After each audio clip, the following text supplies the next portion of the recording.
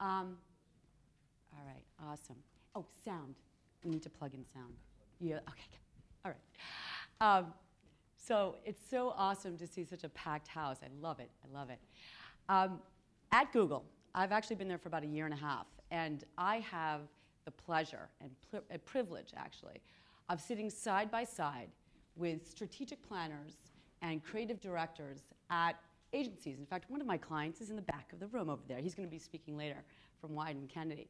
And so what I get to do with these folks is help them build out their ideas, their creative ideas in the digital space. And so part of my job includes coming to the table with insights on how we engage with the digital space, what we're doing, why we're doing what we're doing. I'm going to take off my jacket. I get a little passionate about this, so hold on a second. All right, back in action. And so one of the things stumped me, actually, within a few months of my gig at Google, as I was investigating what I call the visual web, which is pics, static or sight, sound, and motion, moving images, I was stumped. Because if you actually look at what we're watching and playing with and sharing every minute of the day, it looks something like this. And this.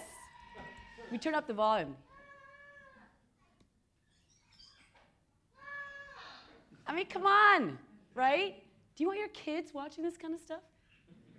I don't. How am I going to get my kids into Yale, right, if they're watching this kind of stuff? Mind you, my oldest is only 12, but you have to start. You have to start them young. Right. And if we're not watching goat videos, we're trading cat gifs, or we're spending endless hours looking at the pics of what my friend posted last night with regards to his meatball dinner that he had, right? We are spending a ton of time doing this.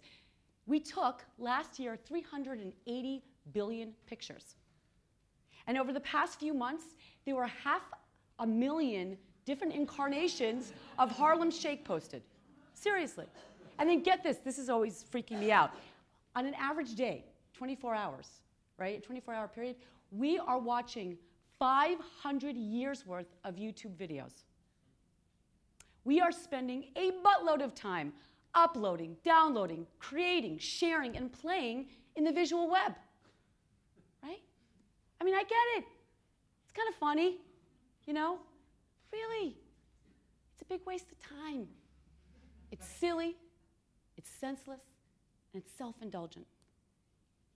Are we just getting dumber and dumber? Now, I have to say I couldn't take it, right? And I was struggling with this because after all, right, we're not all stupid, certainly not you guys at Yale, right? How could we be doing so much of something if it means so little to us? So I started challenging my friends and my buddies, and then I started hanging out with anthropologists and psychologists and digital vanguards and creative geniuses, really investigating this issue. What is going on here? And what we found out is that all this digital visual play doesn't mean so little, but so much to us. Hugging bears, watching sexy firemen, and cute babies, all of that actually matters a ton.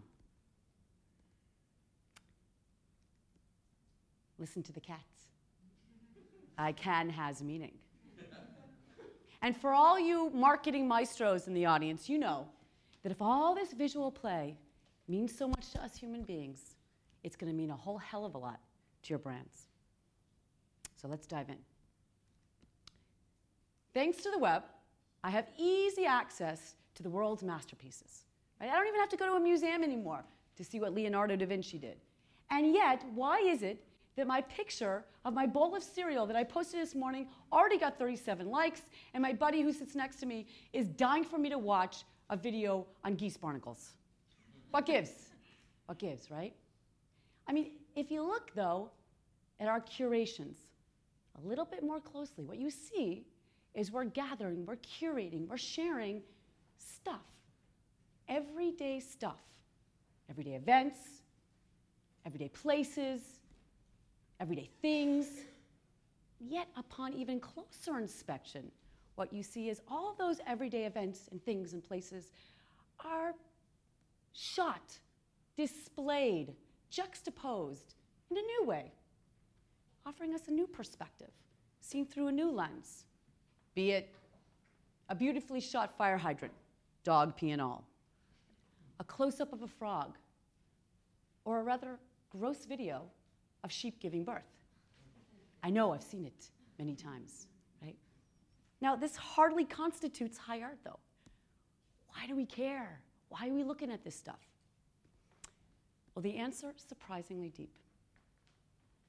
You see, since the beginning of time, we've all asked ourselves that scary question that always seems to crop up when we're sitting in traffic or filling out those deadly forms. We call them Trixes at Google. Patty knows, right? Or when I'm waiting for the train to take me to Yale this morning. And that question is this all there is? Is this my life? Is this what I'm going to spend another $8,000 to live for? Right? And since the beginning of time, ancient religions, Greek playwrights, novelists have sought to answer this question by feeding our appetite for wonder and discovery in the everyday.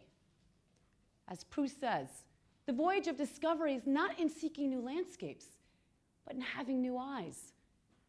I love that quote. You see, we seek the fascinating, the wondrous, the exciting in the everyday to show ourselves that our daily lives, what we wear, what we eat, where we live, aren't mundane, but are full of beauty and fascination and wonder. So fast forward to today, and we're curating all of these everyday things, especially because of their everydayness, made that much more interesting. The visual web helps us see our world anew, helps us see our world for the first time with new eyes, making the familiar, the forgotten familiar, fascinating, and reigniting our love affair with the world. In essence, all this seemingly mundane imagery and GIFs and videos, they actually elevate our everyday and make us feel like our world does matter.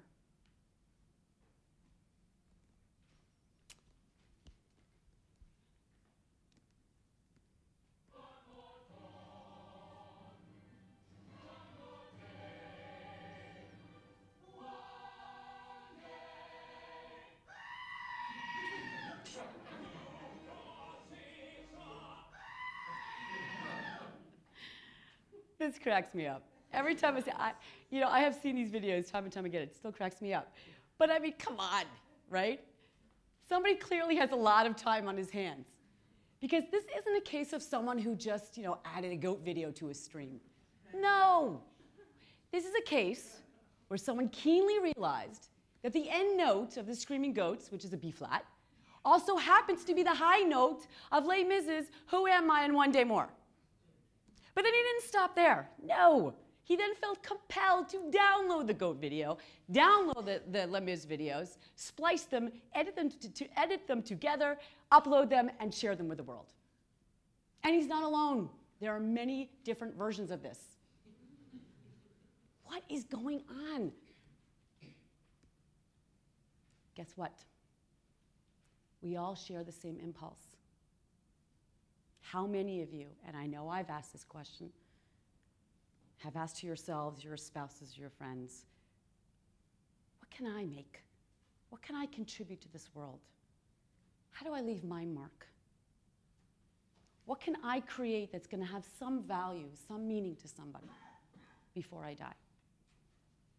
Now, the visual web and the digital space in general gives us a huge arsenal of tools and applications to make stuff with, right? My highly filtered pic for this event, for example. I mean, does it even look like me? Who cares, right? But that's not what I'm talking about. What I'm talking about is the visual web's ability to tap the child's mind. And it does this in two ways. First, there's ample evidence that children create synapses at an amazingly high rate, much faster than us mere adults, right? And it's those synapses that lead to creativity, that lead to ideas. And if any of you have children, you know you're always told, expose your children to novel experiences as much as possible, because this mixing and matching of novel experiences lead to that many more ideas. The synapses just fire, right?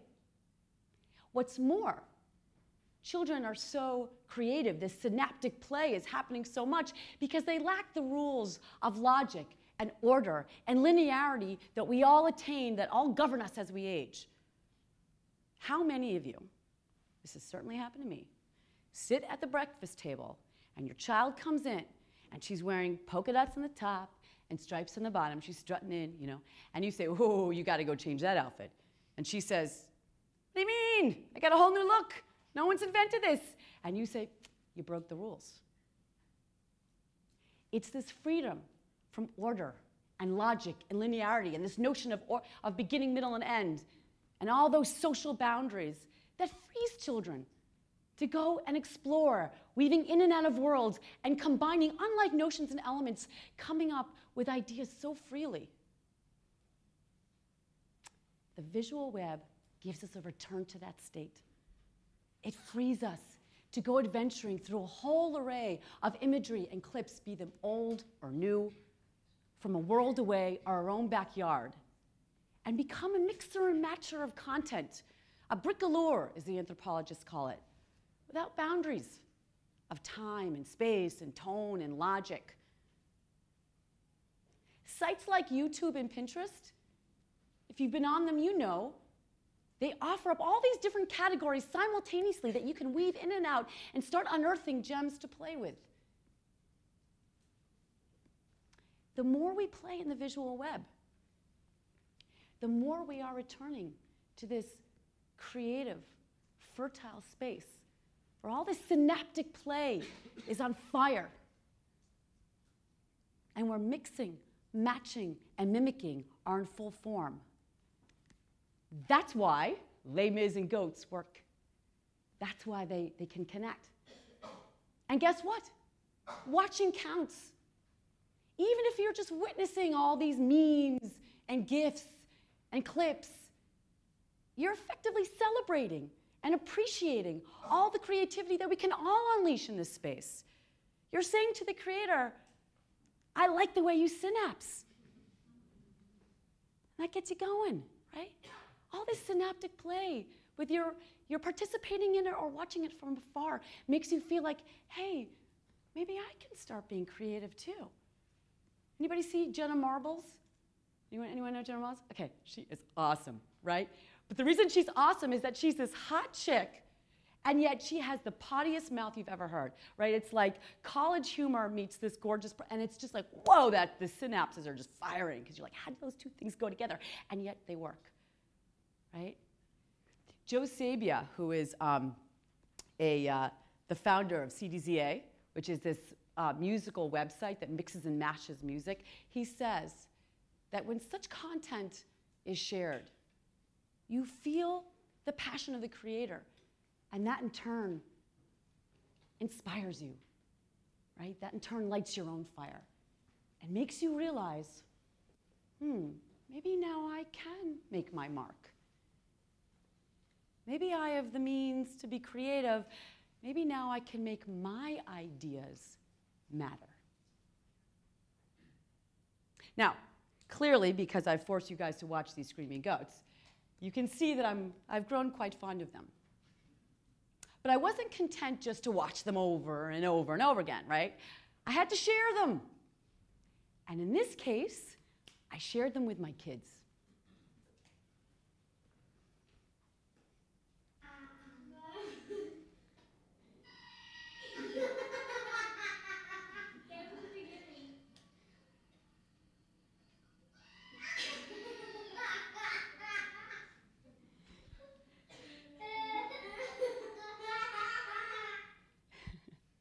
What's so great about those screaming goats was not watching them again, but seeing the looks on my kids' faces and hearing them crack up. We all do that, right? So why do we want to share these funny videos, these funny pics? Is it that we want to show off? Hey, I saw this first. Look at me. I'm so cool. Part of social media. Yeah, there's a little bit of that. But what's even better is that we want to share these because first, we want to show our friends and our family that we're full of life, effervescence, happiness. We have a sense of humor, even if we don't always. And moreover, we want to share these funny pics and videos and clips because we want others to share in the experience with us. Now, are we just being altruistic? No. We're hardwired to want to do this. Take a look at this.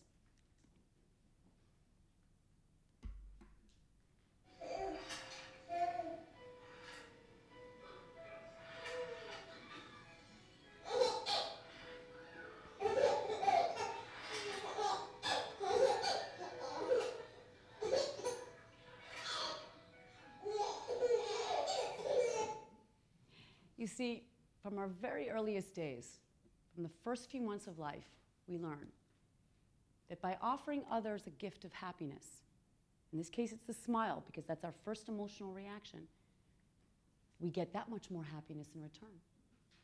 When babies smile at their mothers, what happens? The mothers smile back, and the babies feel this sense of joy because they feel this sense of bonding. In fact, there's a lot of evidence that shows that when babies start smiling like this, offering the social smile as it calls, the mother-baby bond escalates. And this extends to their larger social network as well. We soon realize that by offering happiness to others, it amplifies our own because we feel that much more connected to our friends and our family. So why did I want to show that crazy video to my kids, right?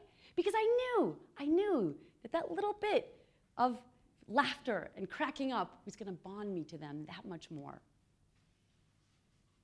So when we share a video or a clip like this, is it to crack us up and make us feel good? Yeah, but moreover, we want to share it because we get that rush of pleasure in knowing that others are experiencing that pleasure with us. We know, therefore, that our friends and our family are that much more bonded to us. When we share a clip, when we share a video, when we share a picture like this, we're not just sharing it, we are sharing in it. We are not just a consumer of that happiness and a consumer of that pleasure. We are now a provider of it too, constantly fueling that connection we have with others. We call this the energy exchange. And it's this energy exchange, this exchange of pictures, this exchange of videos, this exchange of happiness and laughter that constantly remind us that we're bonded with others and that to you and to you and to you, I matter. So, is the visual web just a dumping ground for our ridiculous pics and our self-indulgent videos? Is it a sign of our intellectual void in this culture? No way. Where else can we commune and engage and create with such emotional power and energy? Where else can we see our world anew every single day? Where else can we get those synapses firing and start getting ourselves into this whole creative craziness and feeling like we too can be creative? And where else can we feel our bond strengthening with every ridiculous video that we send to someone? Nowhere.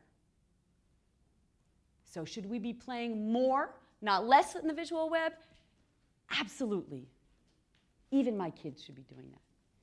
Now, I'm told I have 0 minutes, but I do have a few thought starters. So I don't know, am I allowed to present the thought starters? Awesome. Because, who cares about all this theory, right? I've got my client in the back going, yeah, now what are you going to do for me, right? I got to take these insights, and I actually got to do something with them.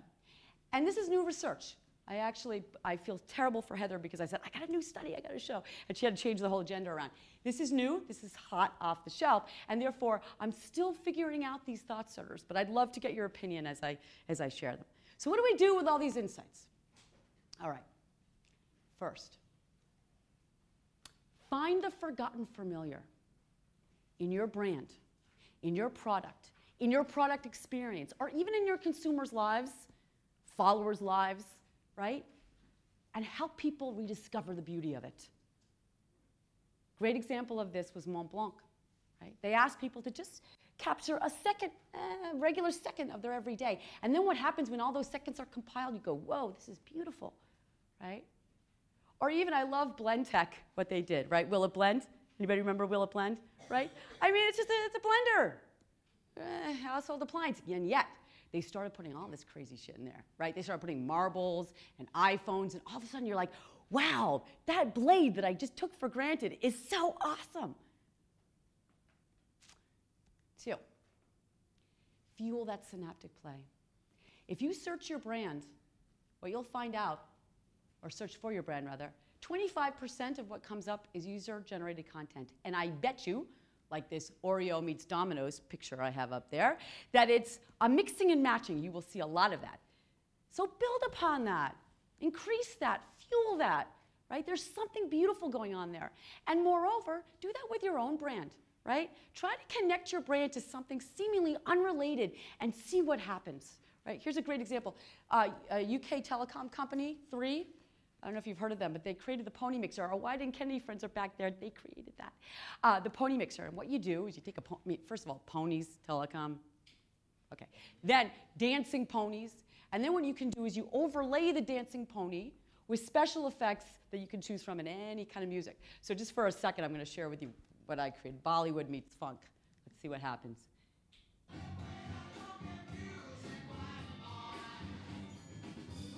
I mean, it gets crazy, but I love it. All right.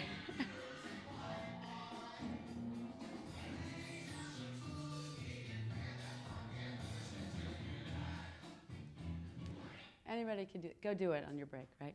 Okay. You like the way I synapse? Okay. All right. I know this is hard because I worked with many a marketer over the years of my life. When you're in this space, don't be so deliberate. Don't be so rational and logical. See yourself as a way to offer happiness to others. Be a gift of happiness, because if you make them happy, if you make them laugh, I mean generally happy, not a ha-ha, look at that stupid joke, the guy slipped on the banana peel. I mean really, you should measure for happiness, not for did you get how many different ingredients are in my product. Because then they will pass it along because they want others to be happy with them. And guess what? They will attribute that passion back to you. Be a source of energy. There's no coincidence, about this little spot. Right, okay, everyone knows this, right? Because you probably got it sent to you, yeah?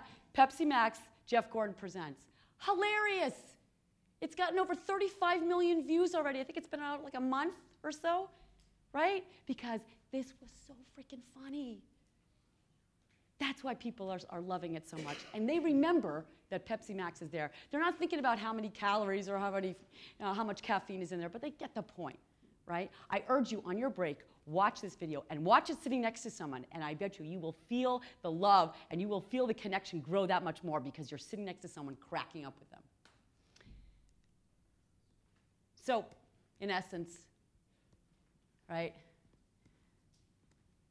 the visual web isn't just where we are, it's who we are.